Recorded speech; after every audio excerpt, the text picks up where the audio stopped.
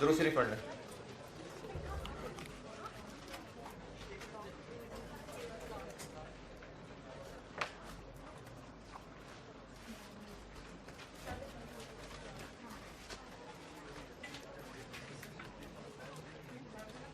अच्छा, कल जो एंड पे मैंने एबनॉर्मल गेन किया था, वो मुझे भी अंदाजा था कि जब आप ये दिमाग बंद कर लेते हैं ना कि नहीं सर नहीं, बस टाइम नहीं है, बस करें क्लास, तो आप दिमाग वाकई बंद कर चुके होते हैं। तो मैं कल वाली फिगर दोबारा लिख रहा हूँ।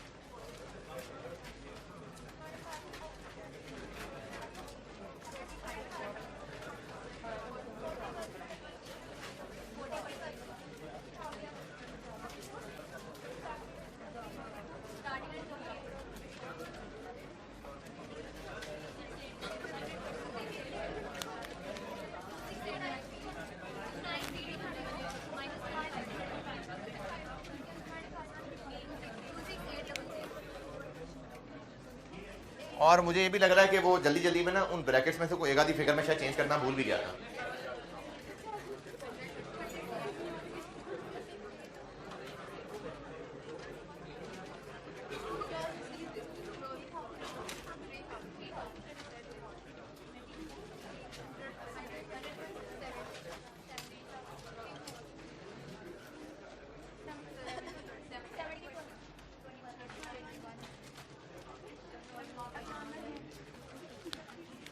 एबनॉर्मल गेन वो यूनिट्स हैं जो बन गए। अगर असल बात देखें तो हाँ, असल तो ऐसे ही है कि वो हैं जो ज़ाया नहीं हुए और बन गए, और वो जो बन गए वो इसमें है कि नहीं है ना भाई, जो ज़्यादा बन गए हैं तो है ना इसके अंदर, क्यों नहीं है, वो इसमें है। लेकिन एबनॉर्मल लॉस और एबनॉर्मल गेन का कॉन्सेप्ट ही यही था कि पर यूनिट कॉस्ट सस्टेन्ड रहे और ऐसे ही रहे जैसे उतना ही लॉस हुआ जितना होना चाहिए था। तभी एबनॉर्मल लॉस और एबनॉर्मल गेन का कॉन्सेप्ट बनाया गया है कि पर यूनिट कॉस्ट के अंदर उतना लॉस बिल्ड कर लिया जाए जो हमने सोचा है कि होता है। अगर उससे कम या ज्यादा हुआ तो पर यूनिट कॉस्ट को नहीं उसका इफेक्ट आने देंगे। ये कॉन्सेप्ट है एबनॉर्मल लॉस और एबनॉर्मल गेन का। यानी एबनॉर्मल लॉस और एबनॉर्मल गेन का जो भी हम कुछ यहां करने वाले हैं वो एक एडजस्टमेंट है। उस एडजस्टमेंट की जिंदगी का मकसद क्या है कि पर यूनिट कॉस्ट पे उस एबनॉर्मेलिटी का इफेक्ट ना आए, ये मकसद है, जस्ट एक एडजस्टमेंट है। अगर आप ये समझेंगे ना कि एबनॉर्मल गेन वो यूनिट्स हैं जो पूरे बन गए हैं, तो जो मैं अभी अंग्रेजी लिख रहा हूं और उसके साथ जो यूनिट्स के साथ सलूक कर रहा हूं, ये आप जिंदगी भर इसको माफ नहीं कर पाएंगे। कितने यूनिट्स हैं?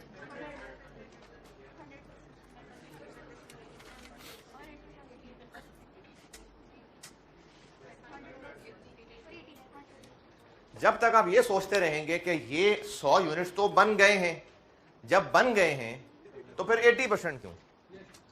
तो असल में बात यह है कि वो जो बने हैं ना वो इधर हैं, वो इसमें है।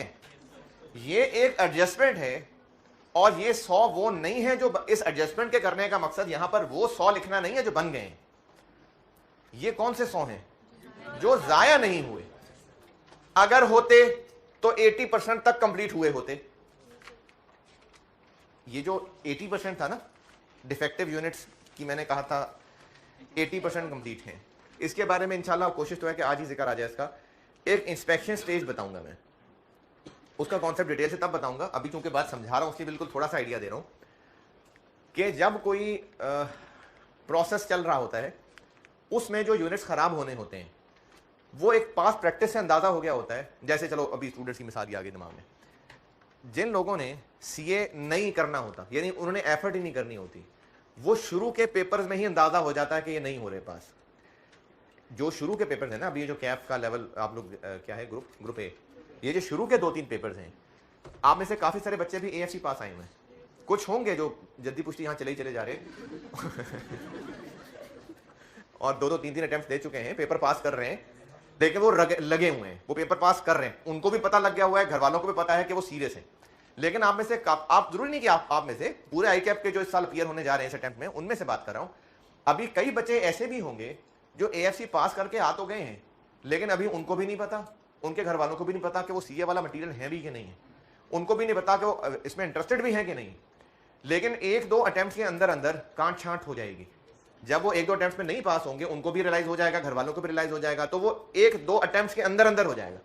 यानी पूरे सीए के कैरियर में 1 साल के अंदर अंदर पता चलता है जिसने छोड़ना है वो 1 साल के अंदर छोड़ जाएगा। इसी तरह से जब एक प्रोसीजर के अंदर यूनिट्स डाले जाते हैं तो मैनेजमेंट को पता है कि जिसने खराब होना होगा वो इतने टाइम के अंदर अंदर हो जाएगा। तो इस सवाल के अंदर ये जो 80% था, मशीन का ढक्कन ही जब खोला जाता था जब प्रोसीजर 80% चल चुका होता था, क्योंकि मैनेजमेंट को पता था कि उस टाइम तक जो निकाल गया, जो नहीं उसकी लाशें हम बाहर निकाल लेंगे। इसलिए ये 80% कंप्लीट थे और 80% ही कंप्लीट ही होते थे और बाहर निकाल लेते थे।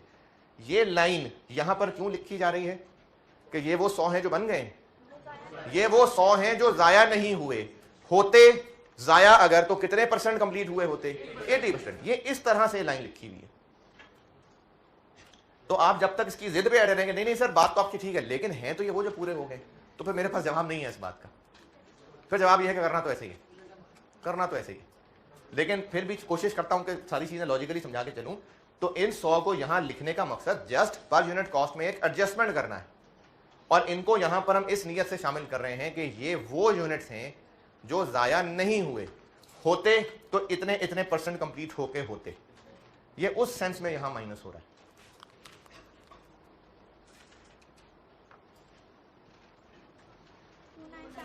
टू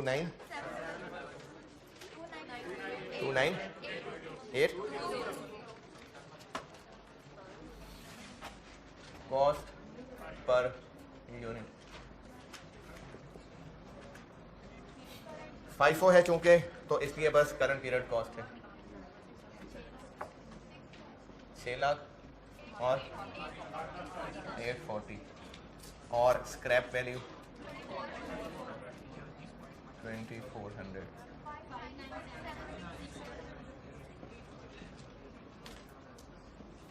और इसका डिनोमिनेटर है 29,700 और 29,820। तो कॉस्ट पर यूनिट बन गई 0.17। अच्छा, यहाँ पर एक सवाल कल आया था, लेकिन चूंकि मैं जल्दी जल्दी समेट रहा था तो मैंने कल जवाब नहीं दिया। जब मैंने इसी सवाल को पहले एबनॉर्मल लॉस बना के किया था, सेम डाटा, तो भी ये पर यूनिट इतनी ही थी 20.12। अब भी इतनी है, क्योंकि अभी समझाइए बात कि एबनॉर्मल लॉस एबनॉर्मल गेन का कॉन्सेप्ट ही इसलिए बना है कि कॉस्ट पर यूनिट सस्टेन रहे। तो यही वजह है कि सेम आ गया। यहां इसलिए सेम नहीं आया क्योंकि ना अगर मैंने इसमें एबनॉर्मल गेन डालना था तो मुझे सवाल थोड़ा सा चेंज करना चाहिए था, और वो चेंज ऐसे करना चाहिए था कि एबनॉर्मल गेन के हालात में कन्वर्जन कॉस्ट 8,40,000 से और ज्यादा आ गई होती, असल में और ज्यादा आ गई होती। क्यों? क्योंकि वो बने हैं ना, तो असल में और आ गई होती। मुझे डाटा बदल देना चाहिए था, लेकिन मैंने चूंकि सेम डाटा यूज किया इसलिए ये आंसर सेम नहीं आया। वरना conceptually abnormal loss abnormal gain का कॉन्सेप्ट ही तब है कि कॉस्ट पर यूनिट सेम रह रही है। लेकिन ये इतना ज्यादा टची ना हो इस पॉइंट के ऊपर कि सर ने कहा था कॉस्ट पर यूनिट सेम रहनी चाहिए, इस पे को बहुत ज्यादा गौर मत करिएगा। ये वैसे बीच में एक बात कर दी, वरना इसको कोई जिंदगी का असूल ना बना लेना कि कॉस्ट पर यूनिट हिलनी नहीं चाहिए, कॉस्ट पर यूनिट हिलनी नहीं चाहिए। अच्छा, कि ये सेम क्यों आया? सेम नहीं आया ये, खैर इतना जरूरी नहीं था। ये कॉस्ट पर यूनिट आ गई, और इस कॉस्ट पर यूनिट से स्टेटमेंट ऑफ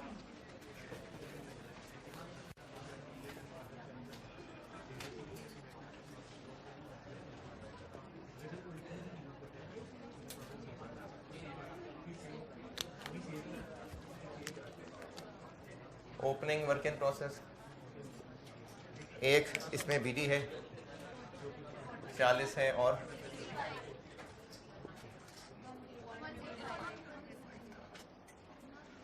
कन्वर्जन है 1000 इंटू 2.17 और स्टार्टेड एंड कंप्लीटेड थे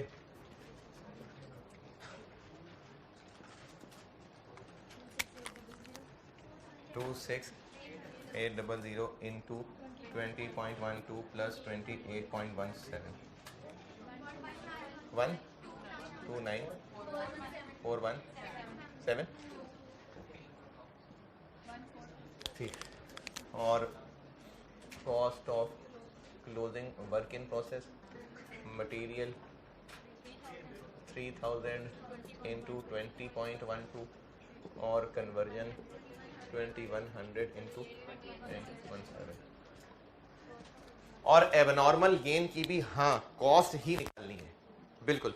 और इसकी वजह ज़्यादा बेहतर आपको समझ आएगी जब मैं आपको टी अकाउंट भी पढ़ा चुका हूँ। तो कॉस्ट ऑफ एबनॉर्मल गेन ही निकालनी है 100 इंटू 20.12 और conversion into 80 into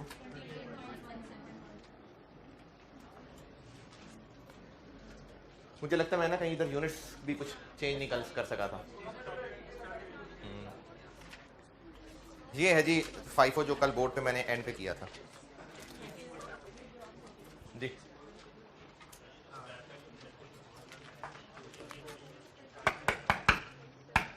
scrap value क्या पता नहीं क्या था। Normal loss 300। नॉर्मल लॉस कितना था 300।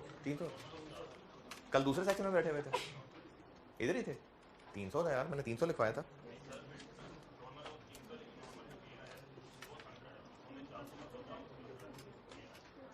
है 300 ही नॉर्मल है, 300 सोचा था। असल में नुकसान 200 हुआ। मैंने नॉर्मल लॉस 300 लिखवाया था, एक्चुअल में 200 हुआ होगा। ये बोर्ड की सैर करा दे यार, स्लो स्लो।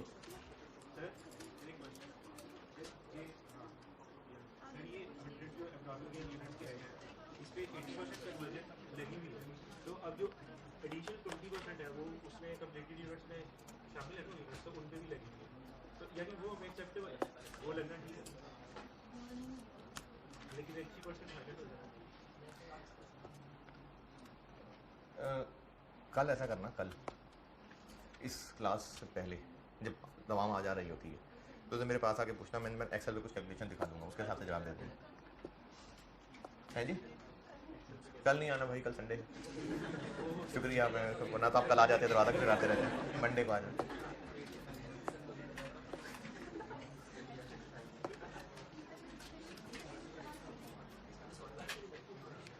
यही सवाल अब आप करिए वेटेड एवरेज से। कर लिया? नहीं यार,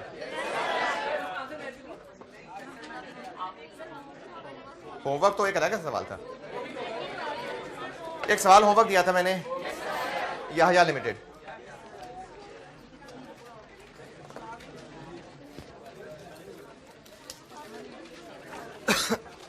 स्प्रिंग 2008 का सवाल होमवर्क दिया था और उम्मीद करता हूं कि आप खैरियत से होंगे और सवाल किया होगा।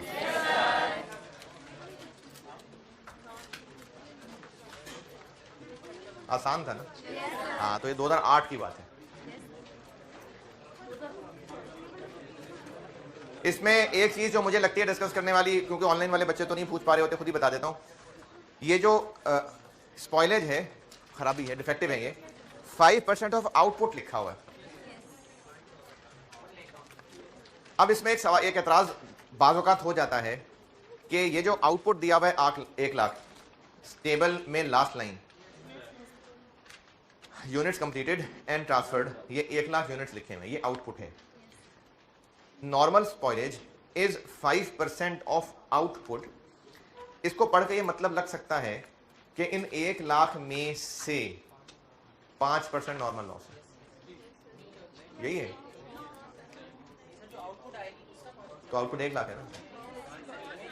हाँ, देखा, मेरा अंदाजा सही। 1 लाख में से 5% नॉर्मल लॉस है, ये पढ़ के मतलब लगता है, जबकि ऐसा नहीं है। में से नहीं है, ये तो आउटपुट है। ये सिर्फ एक कैलकुलेशन की एक रेशो बता दी। जैसे अगर एक क्लास का रिजल्ट, कुछ स्टूडेंट्स फेल होंगे, कुछ पास होंगे, अगर ये रिजल्ट इस तरह से बताया जाए कि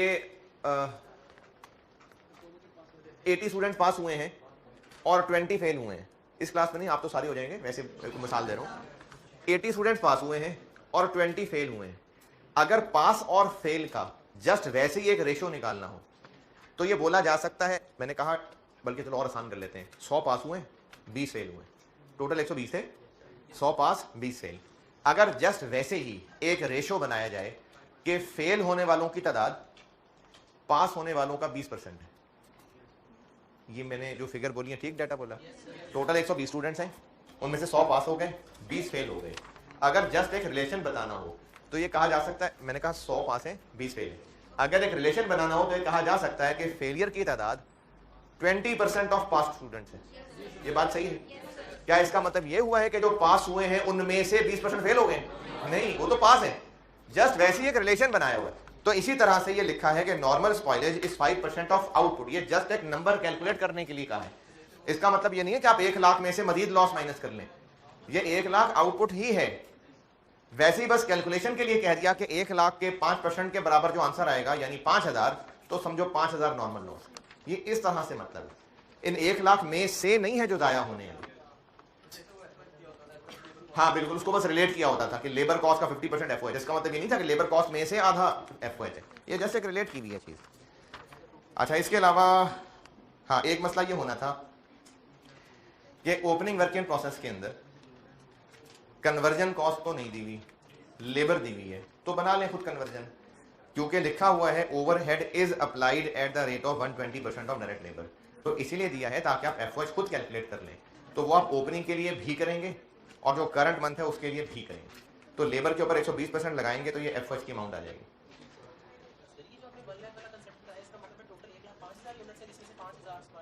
नहीं नहीं नहीं नहीं, 1 लाख बने हैं बस, 1 लाख आउटपुट हो गए हैं।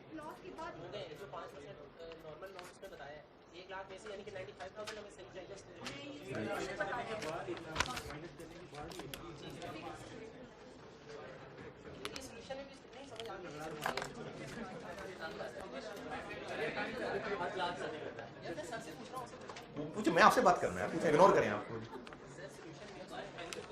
सोल्यूशन मैंने बनाया है। हाँ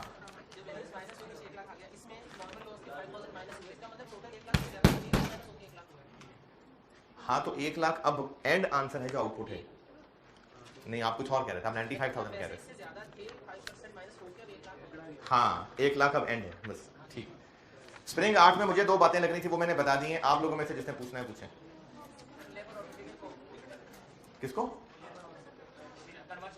अलग जरूर कर देते अगर उसने रिक्वायरमेंट बी में खास तौर पे इनको अलग से ना पूछा होता, यानी हम सवाल जरूर कन्वर्जन की शक्ल में कर देते जैसे करते हैं, लेकिन उसने रिक्वायरमेंट बी में कहा है कि cost per unit material, labour और एफओएच, तो अब मटेरियल, लेबर और एफओएच, लेकिन यूनिट्स दोनों के लिए कन्वर्जन वाले लग रहे होंगे।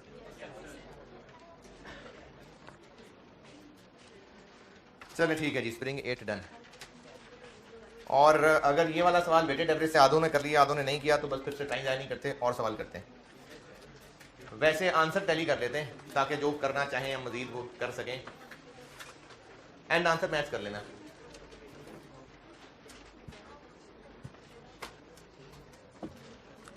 ये हो जाएगा 29,300। अगर जिन्होंने वेटेड एवरेज से किया है उनको आंसर टैली करा के दे रहा हूँ, और जिन्होंने नहीं किया आइंदा करने का इरादा रखते हैं। ये क्या बना?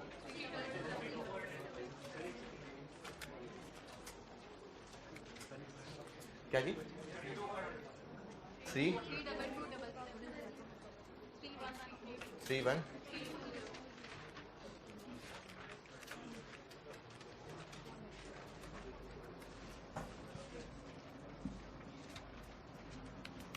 ओपनिंग भी आ जाएगा 40,000, 65,000, 637,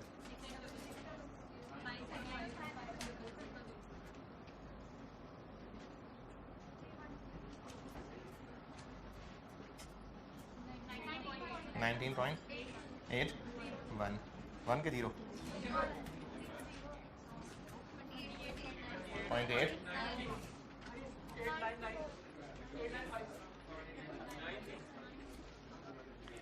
ये कॉस्ट पर यूनिट है नहीं, नहीं। और अब स्टेटमेंट ऑफ वैल्यूएशन बन जाएगी, कॉस्ट ऑफ कंप्लीटेड यूनिट्स में आएगा 29,300 इनटू ये और वर्क इन प्रोसेस में आएगा 3000 इंटू ये, 2100 इंटू ये, और कॉस्ट ऑफ एबनॉर्मल गेन में आएगा 100 इंटू ये और 80 इंटू ये।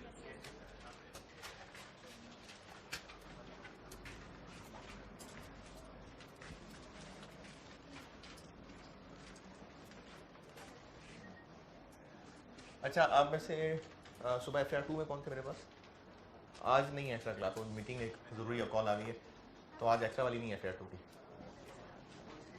हैं? कॉस्ट की तो एक्स्ट्रा थी नहीं।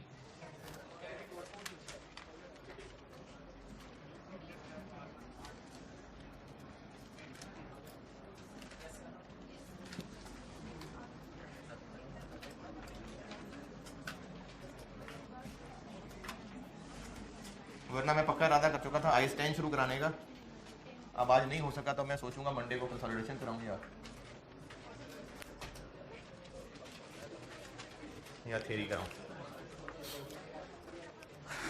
अच्छा, अब ये हम बिल्कुल basic level of exam level पहुंच गए, बेसिक बिल्कुल लेवल तक हम पहुंच गए। अब यहां से आगे बढ़ते जाते हैं।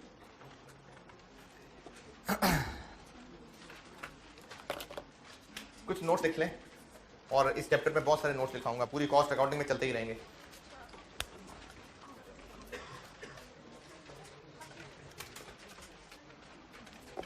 एक तो लिख लें, अगर पहले नहीं लिखा था तो, अगर पहले लिखा हुआ तो ठीक है, अगर नहीं लिखा तो आप लिख लेना कि आपको अगर FOH अप्लाइड और एक्चुअल दोनों अवेलेबल हैं तो हमने कैलकुलेशन में FOH अप्लाइड यूज कर दी। चलें, जिन्होंने नहीं लिखा आप लिख लें कि क्वेश्चन में एक्चुअल FOH और अप्लाइड FOH दोनों अवेलेबल हैं, तो हम लोग यहाँ कैलकुलेशन में अप्लाइड FOH यूज करेंगे। और इस बात की वजह समझ आएगी जब मैं आपको डबल एंट्रीज करा दूंगा, तब आएगी वजह समझ।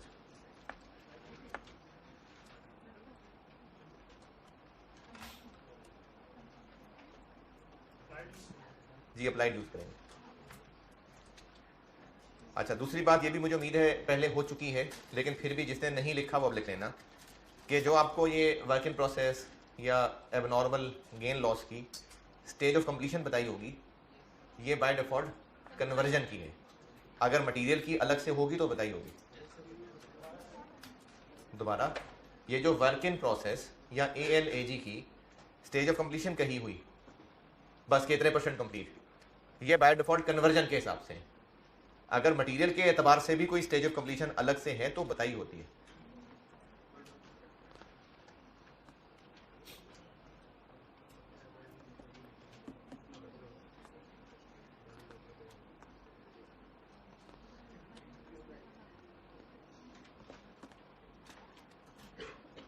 तीसरी बात, अच्छा जी,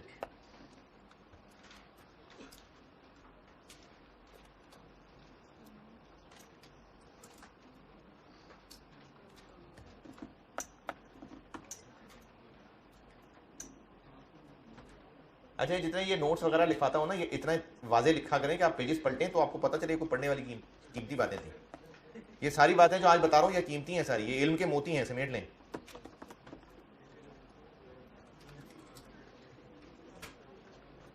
अगली बात,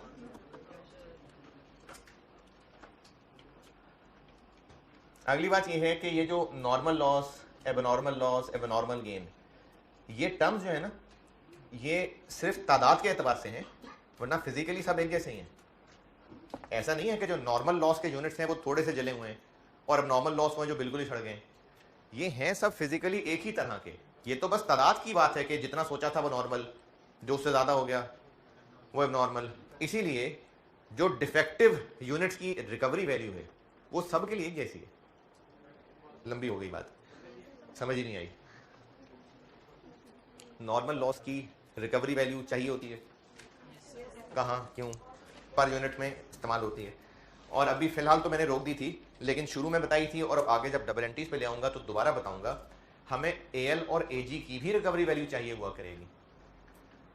कल मैंने नहीं इस्तेमाल की थी, लेकिन जब शुरू में लॉसेस पढ़ाए थे तब थी AL की रिकवरी वैल्यू कि नहीं। और आगे जब मैं डबल एंट्रीज पे ले आऊँगा और T अकाउंट पे ले आऊँगा तब मैं दोबारा इनकी रिकवरी वैल्यू करवाऊँगा इस्तेमाल। तो बता मैं ये रहा हूँ कि नॉर्मल लॉस, AL, AG ये फिजिकली सब एक जैसे हैं, सिर्फ तादाद का फर्क होता है। इसलिए जो भी डिफेक्टिव यूनिट की स्क्रैप वैल्यू है वो इन सब के लिए एप्लीकेबल है। नॉर्मल लॉस, देखें जब आप मेरे अल्फाज पकड़ के लिखने की कोशिश करेंगे ना तो फिर एक आधा अल्फाज भी मिस होगा तो आपका जुमला नहीं पूरा होगा। बात समझें और लिख लें। मैं ही कह रहा हूं कि नॉर्मल लॉस, एबनॉर्मल लॉस और एबनॉर्मल गेन ये फिजिकली एक ही जैसी चीजें होती हैं, इसलिए इनकी स्क्रैप वैल्यू सब पे एप्लीकेबल है। जो आपको सवाल में दी होगी scrap value of defective units, वही नॉर्मल लॉस की भी स्क्रैप वैल्यू है, वही एबनॉर्मल लॉस की भी है। अभी भी नहीं बात बनी। Normal loss, abnormal gain physically सब एक जैसे हैं, सिर्फ तादाद का फर्क है। इसलिए जो scrap value of defective unit सवाल में दी होगी वो इन तीनों के लिए एप्लीकेबल है।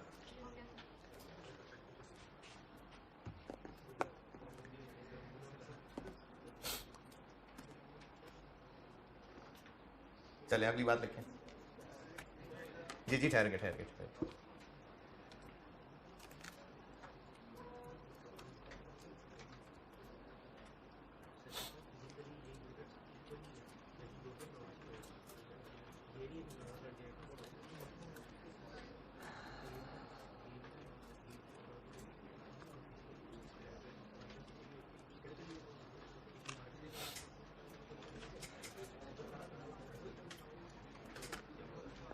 हाँ भाई चलें अगली बात।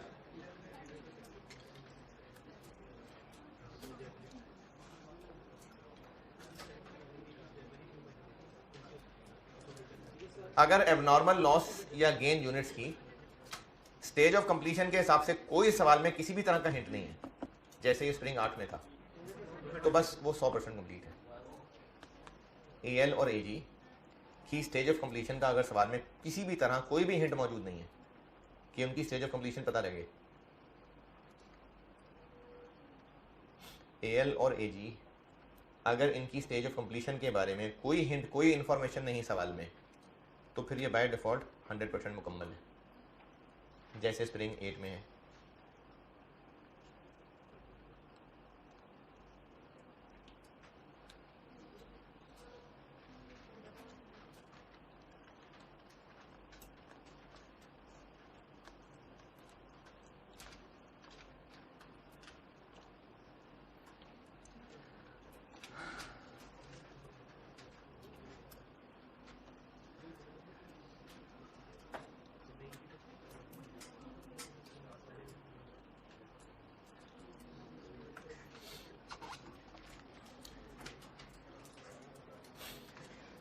अगला नोट लिखें।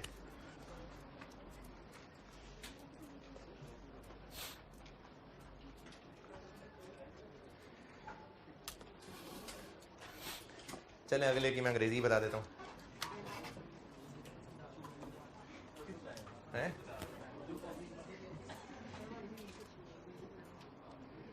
नॉर्मल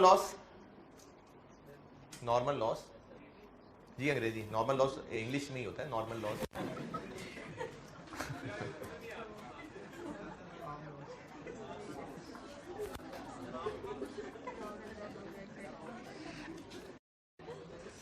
Normal loss may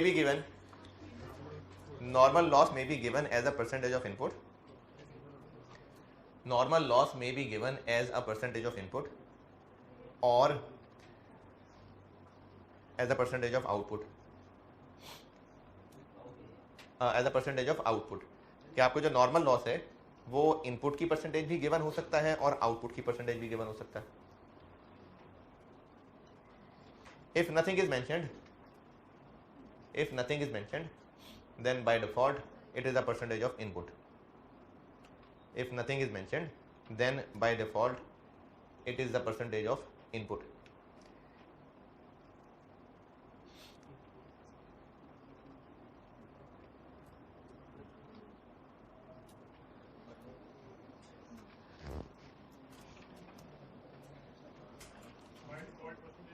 जी इसका मतलब ये है कि आपको नॉर्मल लॉस सवाल में जनरली 1% की शक्ल में दिया होगा। हो सकता है वो कहा हो कि नॉर्मल लॉस 10% ऑफ इनपुट है, हो सकता है कहा हो 5% ऑफ आउटपुट है, तो वो इनपुट आउटपुट किसी की भी परसेंटेज की शक्ल में हो सकता है। लेकिन अगर लिखा है normal loss is 4% full stop bus, तो फिर वो 4% ऑफ इनपुट है, ये मतलब है इस बात का। अगला पॉइंट लिखें, और ये अगला पॉइंट काफी इंपॉर्टेंट है और ये एग्जाम्स में मोस्टली ऐसे ही टेस्ट होता है। ये वैसे तो सारे नोट्स इंपॉर्टेंट हैं, लेकिन अब जो बात करने लगा हूं ये काफी इंपॉर्टेंट है। If normal loss is a percentage of input,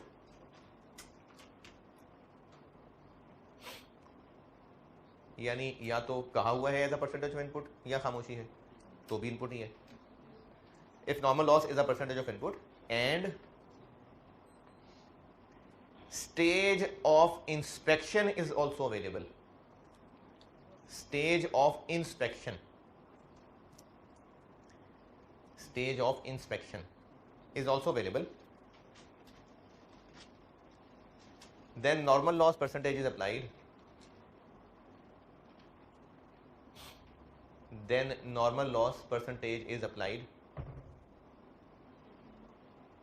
To inspected units.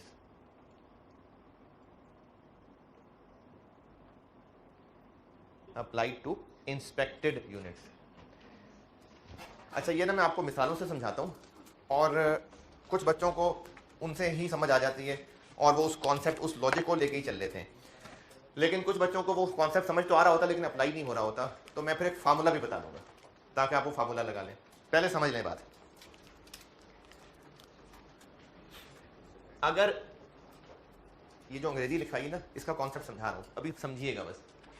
अगर मई के महीने में प्रोसेस 1 का ओपनिंग वर्क इन प्रोसेस था 4000 यूनिट्स, जो 60% कंप्लीट था, और इनपुट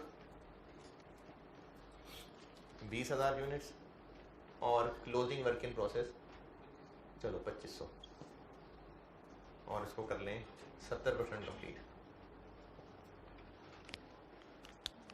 तो क्या इसका यह मतलब है कि जब प्रोसेस 1 मई का महीना शुरू हुआ तो प्रोसेस 1 की मशीन में इतने यूनिट्स पड़े थे, उसी वक्त साथ ही 20 के 20000 डाल दिए, फिर पूरा महीना ये 24000 पड़े रहे, फिर महीने के बाद जब ढक्कन खोला तो इतने अभी भी पड़े रह गए, बाकी बाहर निकल गए? नहीं, ये इस महीने का टोटल डाटा है। ये 20000 सब एक वक्त में ही नहीं एंटर हुए, ये 1000 2 3 हजार करके डलते थे, प्रोसेस पूरा होता था और आउट हो जाते थे। ये कौन से हैं? जो बिल्कुल महीने के एंड पे अभी अभी जो मशीन में डले थे वो हैं, जिनके ऊपर वो पूरा ड्यूरेशन अभी कंप्लीट नहीं हुआ था, ये वो है। इंस्पेक्शन स्टेज से मुराद वही है जो मैं भी समझा रहा था कि अगर एक ड्यूरेशन, अगर एक प्रोसेस, अगर मशीन के अंदर यूनिट्स ने पकना है और वो जो मशीन के अंदर यूनिट्स ने पकना है वो टोटल 4 घंटे पकना है। 4 घंटे का ये प्रोसेस है, प्रोसेस 1। जो भी यूनिट्स इस मशीन में डलेंगे 4 घंटे बाद पक के फिर निकाल के अगले प्रोसेस में चले जाएंगे, फिर अगले यूनिट मशीन में आएंगे, फिर 4 घंटे पकेंगे, फिर अगले प्रोसेस में चले जाएंगे। 4 घंटे का ड्यूरेशन है। मैनेजमेंट को पता है कि जिन्होंने खराब होना होता है वो 2 घंटे के अंदर अंदर हो गए होते हैं खराब, तो वो करेंगे ये कि जब 2 घंटे गुजर जाएंगे तो मशीन खोल के चेक करेंगे, क्योंकि ना ये कोई हांडी तो पक नहीं रही कि खुला बर्तन है और वहीं झांक के पता लग जाता है। इंस्पेक्शन करने के लिए कोई ना कोई स्टेप लेने पड़ते होंगे, हो सकता है प्रोसेस को रोकना पड़ता हो, तो मैनेजमेंट कोई ना कोई स्टेज तय करेगी कि कितनी देर बाद हम मशीन खोल के देखेंगे। अगर मैनेजमेंट ने कहा कि हम 2 घंटे बाद देखा करेंगे तो इसका मतलब है कि मैनेजमेंट ने रूल बना लिया कि जब प्रोसेस 50% चल चुका हुआ करेगा तो हम इंस्पेक्शन किया करेंगे।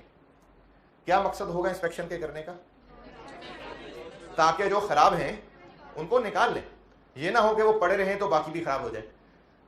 इस मिसाल में 4 घंटे की ड्यूरेशन में से अगर मैनेजमेंट ने यह तय कर लिया हुआ है कि जब प्रोसीजर 2 घंटे चल जाएगा तो हम मशीन में चेक कर लिया करेंगे, यानी 50% is the stage of inspection. ये मतलब है इसका, 50% स्टेज ऑफ इंस्पेक्शन।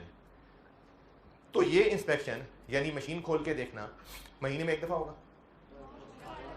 जब भी प्रोसीजर रिपीट होगा तब तब होगा, यानी जब भी इस मशीन में यूनिट्स डलेंगे और उन्होंने 4 घंटे तक मशीन में रहना होगा, फिर निकलना होगा, हर दफा 2-2 घंटे बाद ये काम होगा।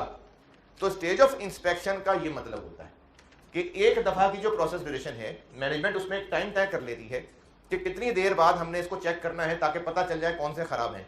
उसको स्टेज ऑफ इंस्पेक्शन कहते हैं। और ये पूरे महीने में 1 दफा नहीं होना, ये जब भी प्रोसेस ड्यूरेशन चलना है उसमें एक दफा होगा, वैसे 2-4 दफा भी हो सकता है, लेकिन फिर सवाल बहुत कॉम्प्लिकेटेड हो जाता है, तो सवाल में एक दफा ही होता है। पहले तो स्टेज ऑफ इंस्पेक्शन की बात बताएं, अगर समझ आइए तो। स्टेज ऑफ इंस्पेक्शन समझ आया? चलें, सर ज्यादा हिलाए बगैर लिख लें, वो निकल ना जाए बाहर। लिख लें अपने लिए, बस अपने लिए कुछ ऐसा लिख लें जो आप अपने आप को समझा सकें।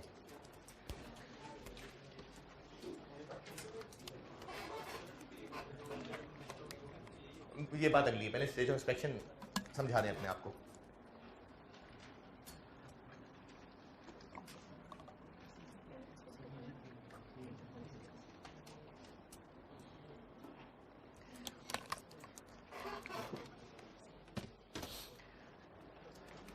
एक दफा फिर सुन लें भाई, जिनको अभी तक नहीं समझ आई अल्फाज। प्रोसेस ड्यूरेशन जो एक दफा की ड्यूरेशन है, एक महीना नहीं कह रहा, जो एक प्रोसेस ड्यूरेशन है, उसके अंदर मैनेजमेंट ने एक टाइम तय किया होगा कि कितना टाइम गुजरने के बाद मशीन खोल के चेक करेंगे कि कितने यूनिट्स खराब हुए ताकि उनको निकाल लें। ये मैनेजमेंट ने तय किया होगा और आपको एग्जाम वाला बता देगा। इस मिसाल में जो मैंने 4 घंटे की मिसाल रखी थी और 2 घंटे का टाइम कहा था, तो इसको ऐसे इंटरप्रेट करेंगे कि स्टेज ऑफ इंस्पेक्शन 50%। तो स्टेज ऑफ इंस्पेक्शन से मुराद कि प्रोसेस कितना चल चुका हो कि हम मशीन खोल के देखें कि कितने यूनिट्स खराब हैं ताकि उनको निकाल के दोबारा मशीन बंद कर दी जाए।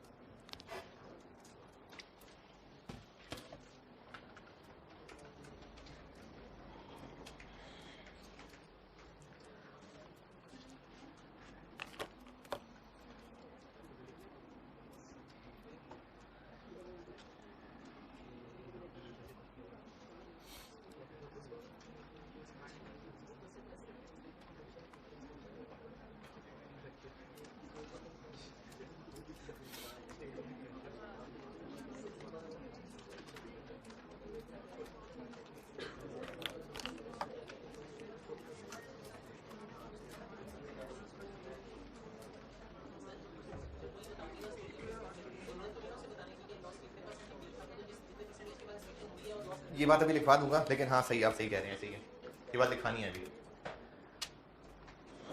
जी, स्टेज ऑफ इंस्पेक्शन पे मजमून लिखने को कहा था, आपने लिख लिया।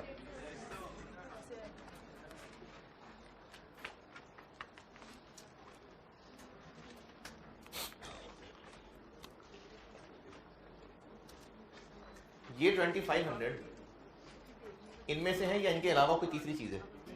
इनमें से है। और ये 4000 इनमें से हैं या इनके अलावा कोई और चीज है? इनके अलावा है। तो ये और ये दो अलग अलग चीजें हैं और ये इसी में से है, कोई तीसरी अलग चीज नहीं है। ये जो मिसाल सामने मैंने बनाई हुई है, अगर स्टेज ऑफ इंस्पेक्शन 50% है, इंस्पेक्टेड यूनिट से मुराद जिनका इस महीने टेस्ट हो गया, यानी जिनकी हो गई इंस्पेक्शन, ये इस महीने इंस्पेक्ट हुए कि पिछले महीने हो गए थे? कैसे? क्योंकि 60% कंप्लीट हो गए थे तो ये पिछले ही महीने इंस्पेक्ट हो गए थे, ये तो इस महीने इंस्पेक्ट नहीं हुए। ये इनमें से है ना, ये इनमें से है, ये इंस्पेक्ट हो गए कि नहीं? कैसे? इसका मतलब ये 20 के 20 सारे इंस्पेक्ट हो गए। ये पिछले महीने हो गए थे और इस 20 को कहने से पहले इसको देख लें कि ये इंस्पेक्ट हुआ है कि नहीं हुआ। हो गया क्योंकि 50 से ऊपर निकल गया, तो इसका मतलब कि इस महीने पूरे 20,000 इंस्पेक्ट हो गए। और अगर ये 80% होता, ये पिछले महीने इंस्पेक्ट हुए थे कि इस महीने हुए होंगे? इस महीने हुए होंगे, तो ये तो इस महीने इंस्पेक्ट होंगे। पहले मैं बात कर रहा था 50% की, तो उसमें इंस्पेक्टेड यूनिट्स कितने हो गए? 20। और अगर मैं मिसाल रख लूं कि 80% है, तो ये 4000 इंस्पेक्ट पहले हो गए थे कि इस महीने हुए? इस महीने हुए।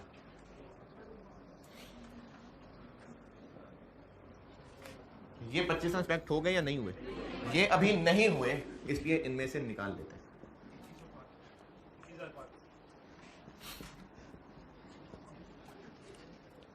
ये बात दोबारा देखिए, ये इस महीने आके इंस्पेक्ट हुए, क्योंकि पहले तो पहुंचे नहीं थे 80 तक, ये तो अब 80 तक मशीन पहुंचेगी तो इंस्पेक्ट होंगे। ये इस महीने इंस्पेक्ट हुए, ये 20,000 इंस्पेक्ट हुए कि नहीं हुए पहले इसको देखना है। 20 लिख जरूर लिए, लेकिन अब फैसला करना है कि इनमें से 2500 निकलने हैं कि नहीं निकलने।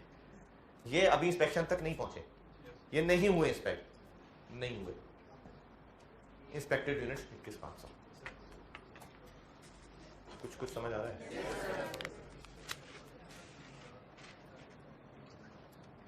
65%, 65%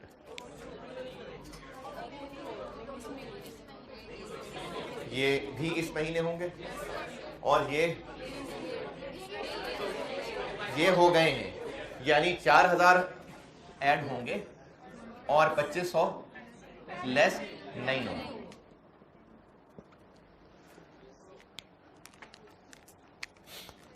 चलिए दोबारा ये दोनों, ये भी दोबारा है, ये भी दोबारा सही बताएं यार, तो सीरियसली ना दोबारा के बस ऐसी फीस दिया तो दोबारा सही सीखता हूँ सीरियसली। 50% अगर इंस्पेक्शन स्टेज थी तो ये 4,000 पिछले महीने इंस्पेक्ट हो गए थे, इस महीने नहीं हुए, उनको नहीं लिखना मैंने। ये 20 लिख लें, लेकिन ये इंस्पेक्ट हो गए या नहीं हुए, इसका मतलब पूरे के पूरे 20,000 इंस्पेक्ट हो गए। अगर इंस्पेक्शन स्टेज सवाल में 80% होती, ये इस महीने आके इंस्पेक्ट होते, और 20 लिखने तो हैं, बस देखना यह है कि वो माइनस करना है या नहीं करना।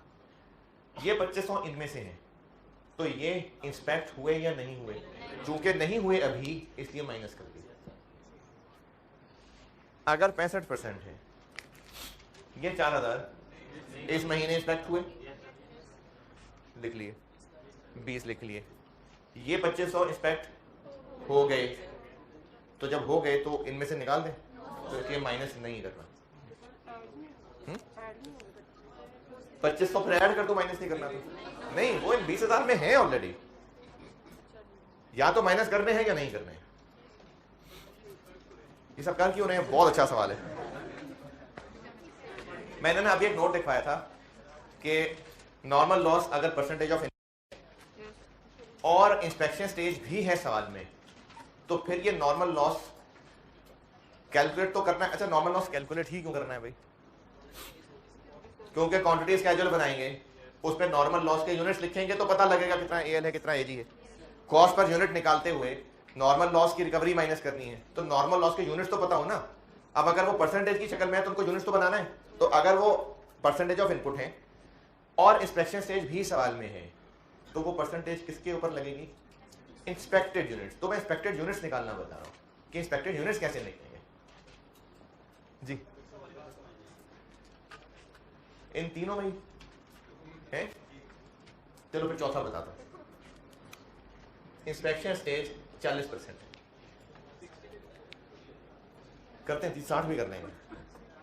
ये 4,000 इस 20 में शामिल है, ये या ये दोनों अलग अलग चीजें हैं? अलग अलग है, पक्की बात है। ये 2500 कोई तीसरी ही चीज है या 20 में से है? चलो शुक्र। अब या तो ये 20,000 बाकियों के साथ मिलकर इंस्पेक्ट हो गए या नहीं हुए। अगर ये 80% या लिखा सामने 80% या वो बता देता हूं, अगर ये 80% है स्टेज ऑफ इंस्पेक्शन, तो ये 4,000 पिछले महीने इंस्पेक्ट हो गए थे या इस महीने आके होंगे? परसेंटेज देखना यार, पिछले महीने तक कितने परसेंट कंप्लीट थे ये? अगर आपका mid term exam course 70% complete होने पे होता है, तो अगर कोर्स अभी 35% कंप्लीट हुआ है तो हो गया मिड टर्म? नहीं। तो ये पिछले महीने 60% कंप्लीट हुए थे, बस हो गए होंगे इंस्पेक्ट? नहीं, अब होंगे। तो इस महीने ये 4,000 इंस्पेक्ट होंगे। ये मैं क्या कैलकुलेट कर रहा हूं? Inspected units. क्यों? ताकि नॉर्मल लॉस अगर 5% है तो इस पे 5% लगे और नॉर्मल लॉस के यूनिट्स पता लगे। ये 4000 इधर शामिल कर लिया। फिर ये 20,000 भी मशीनों में डले हैं, ये भी शायद इंस्पेक्ट हुए हों, इस 20 को यहां लिख लिया।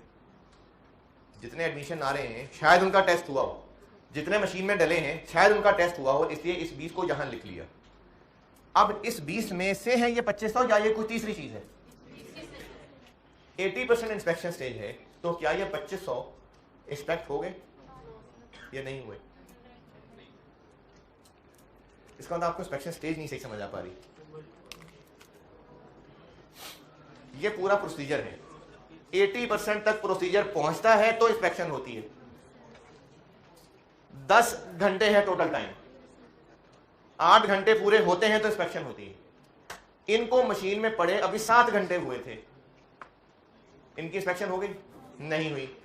इनकी इंस्पेक्शन नहीं हुई तो ये 20 में ही है ना। ये क्या कैलकुलेशन हो रही है? तो 20,000 पूरे हुए हैं इंस्पेक्ट, उनमें से कितने नहीं हुए वो माइनस कर दी। जी अच्छा जी, 60 करके देखते हैं।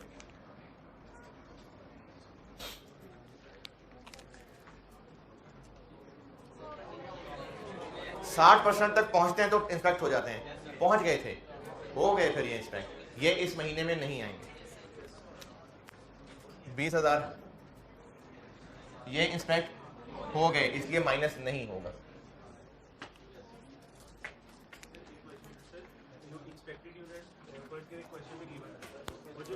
नहीं गिवन होते। अच्छा चलो गिवन, हाँ हमने निकालने होते।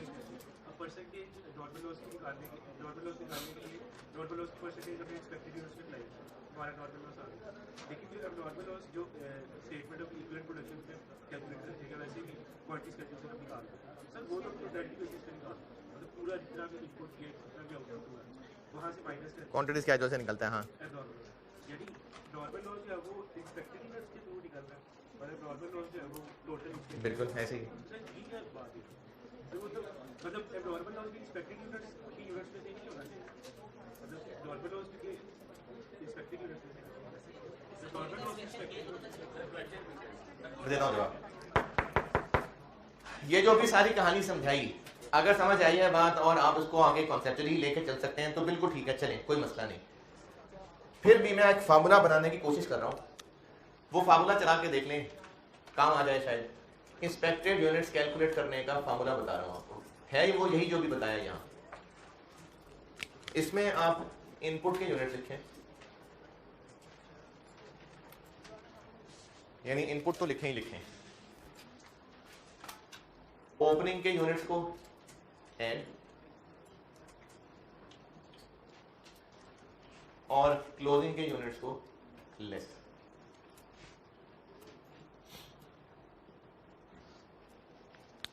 लेकिन ये दोनों लाइनें, यानी दोनों में से हर एक के लिए ये तब आएंगी इनकी stage of completion stage of inspection से कम है।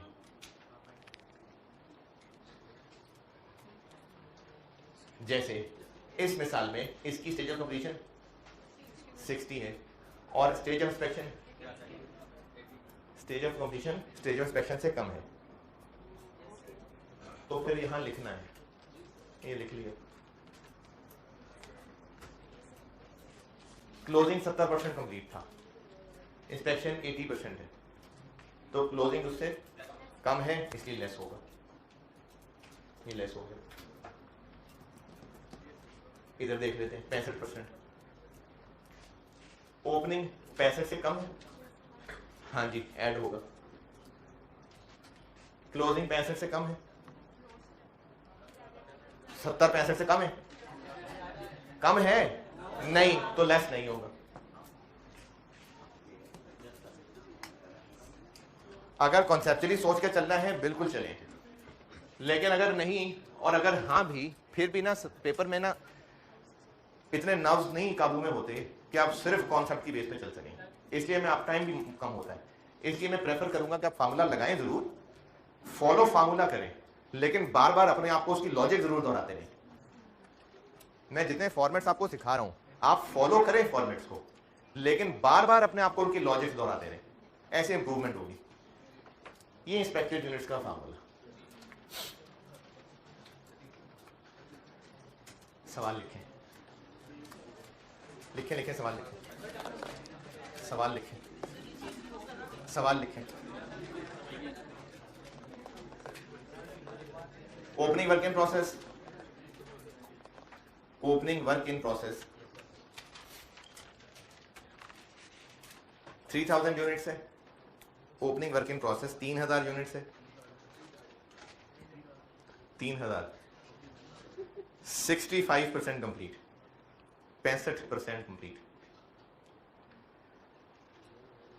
Input 35,000 units, 35,000 35,000 units. Closing work in process 2400 units, 2400 units. और इनके साथ ब्रैकेट में लिखिए 80%, 80% complete.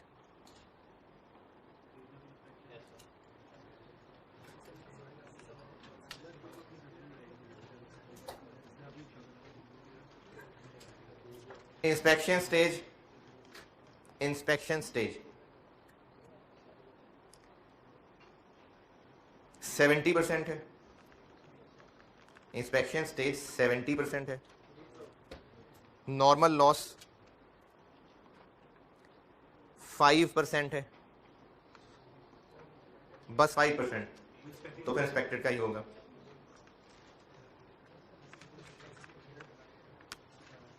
Output, output 33050, 33050। Quantity schedule बनाना रिक्वायर्ड है, quantity schedule.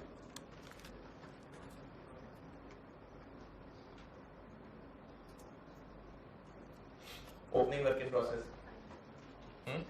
3000, input 35,000, closing 2400। Normal loss calculate कर लेते हैं। स्टेज ऑफ इंस्पेक्शन कितनी है? 70। तो ओपनिंग इस महीने में होंगे प्लस इनपुट। क्लोजिंग हो गए या नहीं हुए? 80% तक पहुंच गए हैं, हो गए इंस्पेक्ट, तो माइनस नहीं होंगे।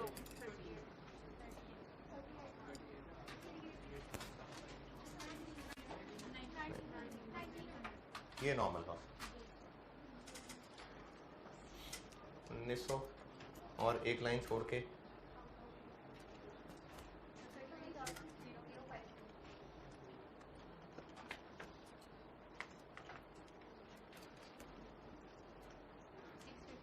650 क्या है? लॉस है।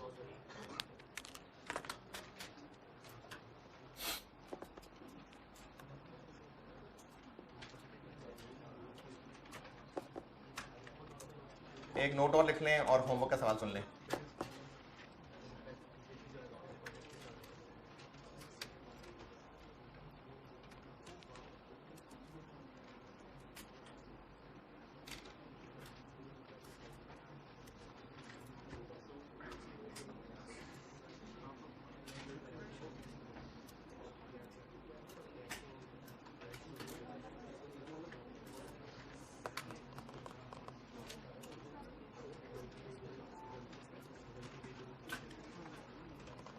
हाँ जी, एक नोट ये है, नोट ये और लिख लें, और वो भी बिल्कुल लॉजिकल बात है। अगर इंस्पेक्शन स्टेज 80% थी तो 80% तक प्रोसेस कंप्लीट हुआ, ढक्कन खोला, जो खराब यूनिट्स थे वो निकाल दिए, तो वो जो निकाल के फेंके वो कितने परसेंट कंप्लीट हुए थे? 80%। तो जो आपको सवाल में स्टेज ऑफ इंस्पेक्शन दी हुई है वही स्टेज ऑफ कंप्लीशन है एएल और एजी के लिए। जो आपको क्वेश्चन में स्टेज ऑफ इंस्पेक्शन दी हुई है उतनी ही स्टेज ऑफ कंप्लीशन है एएल और एजी के लिए। जो क्वेश्चन में स्टेज ऑफ इंस्पेक्शन है उतनी ही एएल और एजी की स्टेज ऑफ कंप्लीशन है। और होमवर्क है स्प्रिंग 2015 क्वेश्चन नंबर 4,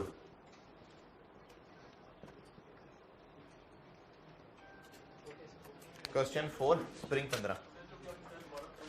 मैंने कहा कि जो सवाल में स्टेज ऑफ इंस्पेक्शन दी हुई है, जैसे अभी जो सामने किया इसमें क्या थी स्टेज ऑफ इंस्पेक्शन, अभी सवाल में क्या थी 70%। तो ये जो ज़ाया हुए हैं 650, ये कितने परसेंट कंप्लीट हैं 70%, क्योंकि 70% पे ढक्कन खोला, ये खराब थे, इनको निकाल लिया, तो इन पे फिर काम भी 70% ही हुआ था। तो मैंने कहा कि जो स्टेज ऑफ इंस्पेक्शन दी हुई है उतनी ही एएल और एजी की स्टेज ऑफ कंप्लीशन दी है। ठीक है, अल्लाह हाफ़िज़।